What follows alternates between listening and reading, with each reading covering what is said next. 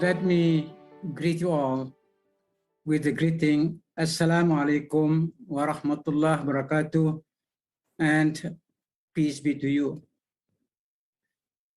On behalf of IBED, which stands for Islam Buddhism Eco Dialogue, I would like to welcome everyone to a historic online conference which we are organizing and which is scheduled to be held on the 15th and 16th of January 2022. The conference is called The Application of Religion and Science to Ecology and Sustainability from perspectives of Islam and Buddhism. His Holiness the Dalai Lama has agreed to inaugurate the conference and deliver his keynote address on the morning of 15th of January 2022.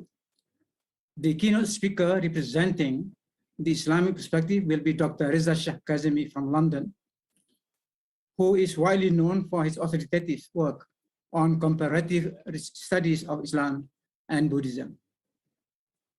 IBED is an initiative taken by the Muslim Youth Movement of Malaysia, better known as ABIN, and Tibetan Buddhism Cultural Center, TBCC of Malaysia, both of which are active in intercultural and interreligious dialogues.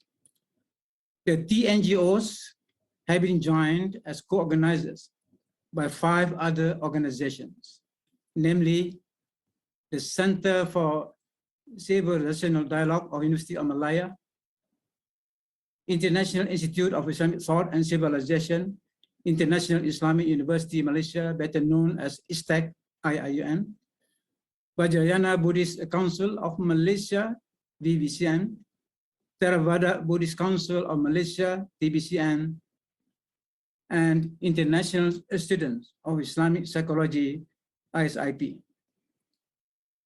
Actually, the conference is a follow-up to the Online Islam and Buddhism Forum, which was held on 28th of September 2020.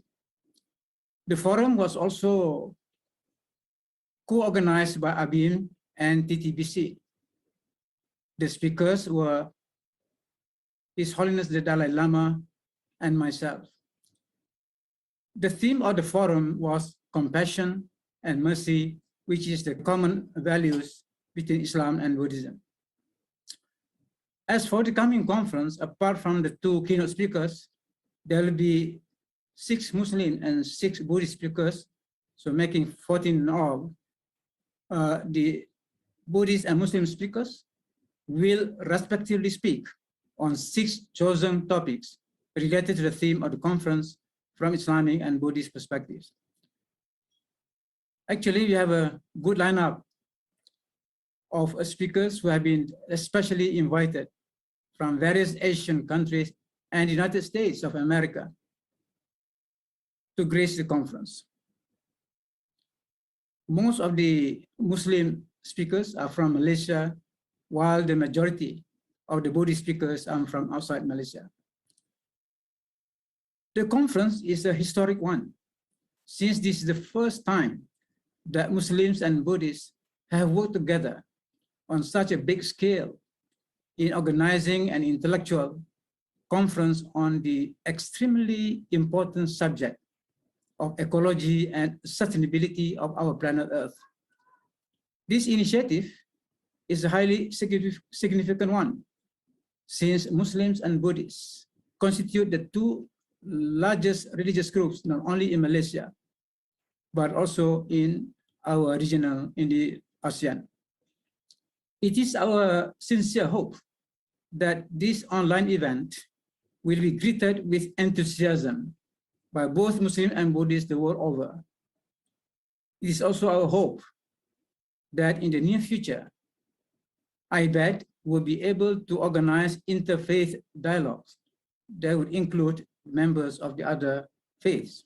So it is my hope, inshallah, that this conference will be able to bring about a better vision, a better understanding of the ecology understood in this comprehensive sense. Thank you very much. Assalamu alaikum wa rahmatullahi wa barakatuh. Tashi Delek and all the viewers, I'm so glad to be a part of this program. Islam, Buddhist, the Eco Dialogue.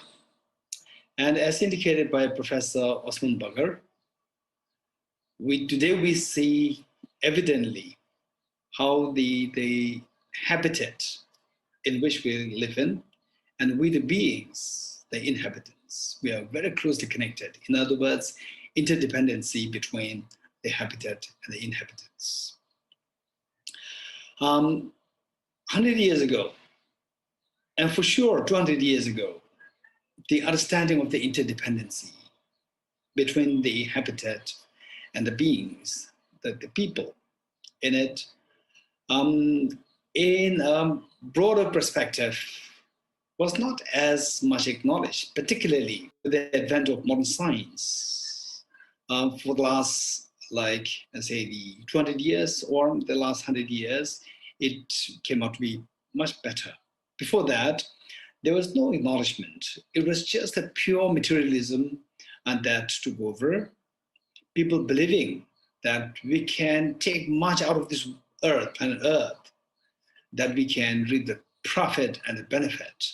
And today, luckily, because of the global warming happening, because of the flood everywhere happening, because of the cloudburst, and now the COVID-19. So all these, the natural calamities, and also the man-made.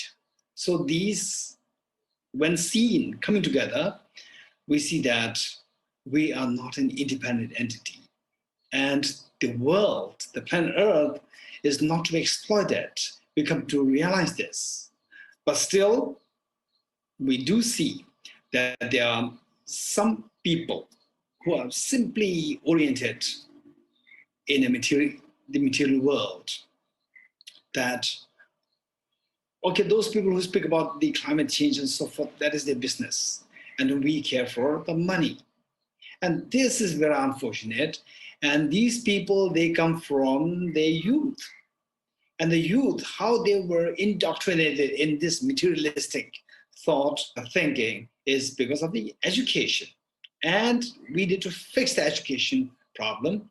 His Holiness the Dalai Lama, wherever he travels to give public addresses, the experts, those who have some heart for the planet Earth, our only home, planet Earth, they ask one question to His Holiness.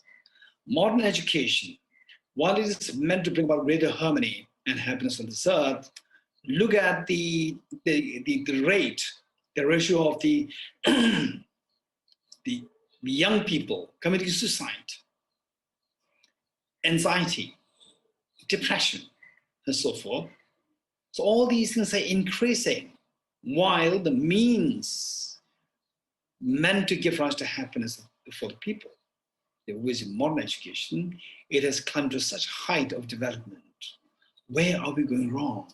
This question asked to His Holiness, and His Holiness, without any second thought, says, it's all because of the shortcomings of the modern education.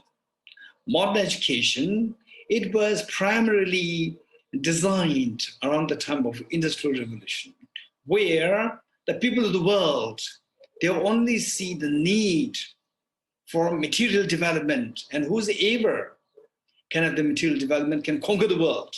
So that everybody was after this, and even the modern education was designed on that principle. Now, today, what we have for modern education today, this is a legacy of the Industrial Revolution, because of which today, although it is 21st century, although people, to a great extent, that are awakened, there are many great thinkers, many great, the number of people who have heart for the planet Earth, our only home. Yet, look at education. Wherever you go, in the West, in the East, We all inherited this education where an individual person spends the prime of his or her life in this modern education, which only taught how to bring about brain development and has nothing to do with the heart development.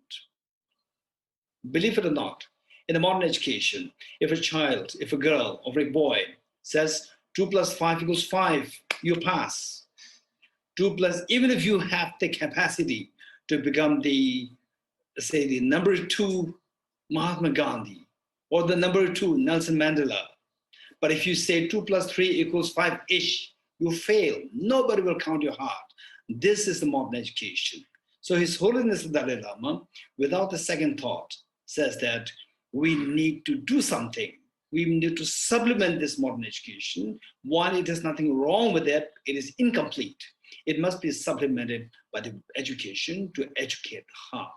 So this is where today, many of the experts, the ecologists, and even the policymakers on the UN level, so they are aware of this reality, and it is high time that these people who have the heart for the planet Earth, okay, keep aside people who are so greedy after the wealth, keep them aside, who have no concern for the world, but people who have sense of heart for the planet Earth, our own home.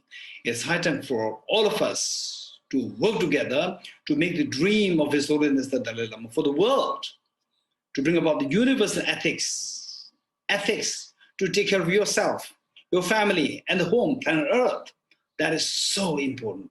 So in this connection, as Professor Osman very clearly indicated, interdependency. This is the hardcore message of the Buddha's teaching. Interdependent nature of we the beings and the home where we live in. So these two, how we got this beautiful planet Earth. Look at the solar system. Only this planet Earth has the air which we can breathe properly. Only this planet Earth has water, a clean water which we can drink. Look at from the distance. This is the most beautiful planet from this planet, the solar system. And then look at the Milky Way galaxy. We can't even explore Mars. How can we possibly think of exploring the whole Milky Way galaxy? And then that is far-fetched idea. How can we possibly explore the whole universe? So this interconnectedness, we see that this planet is so precious in ways that it's so difficult to find such a blue planet everywhere in the universe. Of course, there are many innumerable planets, the same nature as where we are now, as taught by the Buddha, but what is visible, what we can see around, this is the only beautiful planet Earth. Why should we have to destroy it? So for that matter, these two are connected. And I also remember His Holiness the Dalai Lama saying that if you're too greedy after the materialism, then we end up into dilemma. We end up into the irony that we work so hard to get money. And then at the risk of your health, you lose your health. Once you lose your health, you spend all your money to get the health. What is this? Is this a sensible person? So therefore, the Buddha taught the idea of the concept of the middle way, on the basis of understanding interdependency. We should have a sense of contentment. We should have a sense of love and affection for the world, for planet Earth. Maintain the beautiful river as they are. Don't pollute them with the factory, say the waste, and keep the air clean as created by the nature. Don't pollute them with the factory, the carbon emission. So even the earth, natural earth, the vegetations, keep them as they are. And the Buddha is so particular that we should not waste the resources. The resources, don't think that this is my money. No, this is just something which is borrowed to you within the span of 40, 50, at the most 100 years, you have to leave the world. And whatever you borrow from the earth, you have to leave it there. So for the next generation, this is what we need to keep in mind. In this regard, in Tibet, there's a beautiful tradition, the tradition of sanctifying the world. There are all whole set of rituals to sanctify the world, to heal the water. Say, do all these meditations, rituals, and so forth. And then on that basis, whatever outcome of the psyche, very positive psyche in terms of wisdom, in terms of compassion for the world, compassion for all the citizens of the world, then whatever is being done, go there to offer this to the natural resources like water, the planet Earth, the forests, air. So they are sanctified and they are healed. This is a very beautiful practice which is being undertaken in Tibet. And even nowadays, the Tibetans in India and elsewhere, they conduct this program. And just imagine if somebody has this spirit to sanctify the world, to sanctify the earth, to sanctify the water and natural resources. Imagine, do you think that this person will go into the massive mining of the earth, massive destruction, pollution of the earth, the water? Do you think that these things will never happen? So IBED, Islam Buddhist Eco Dialogue, this is incredible initiative of the TBCC, Tibetan Buddhist Cultural Center, Malaysia, and also the TBC, Tibetan Buddhist Center, Singapore, and the Brother Peck, who has been solely taking initiative of this, and Professor Osman, the Muslims and the Buddhists coming together on the same platform with the same recognition, with the same sympathy for the planet Earth, to embrace the planet Earth with love and affection, to make a commitment, new commitment, that we are not going to damage you anymore. You are our home.